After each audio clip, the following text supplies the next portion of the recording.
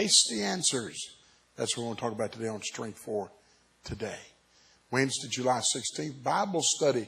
Tonight, we're continuing our series on prayer. Please don't miss this series. We started it before youth camp. We've got 2 more weeks on it. Don't miss the study on prayer. And tonight, if I'm not mistaken, we're going to talk about the request of prayer. We talked about the reasons for prayer last time. And today we're going to talk about the request of prayer. And then next week, the rewards of prayer. The Bible says in Proverbs 18:13, he that answereth a matter before. Now that's hasty.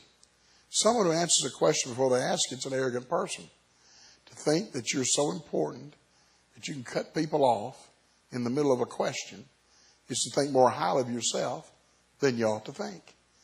It tells that person that you feel that you're smarter than them and that you're superior to them. And our attitude toward others should be one of courteous consideration. Someone answers a question before it's asked, that's rude.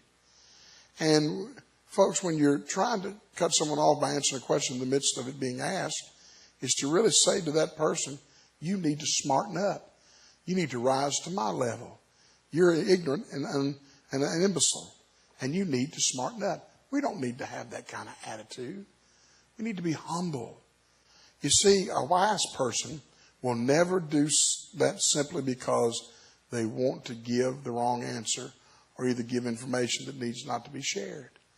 We should be courteous and quiet for our own protection and for our own best interest. Don't try to prove you're somebody. Prove that God's somebody. Prove your Lord is somebody. Proverbs 14:29. But he that is hasty of spirit exalteth folly. Proverbs 29:20. Seest thou a man that is hasty in his words? There's more hope for a fool than of him. And James 1:19. Wherefore, my beloved brethren, those who know the Lord, let every man be swift to hear and slow to speak. Remember that. Let God be your leader. Show other people Him and point others to Him. And He'll be your strength for today and your hope for tomorrow.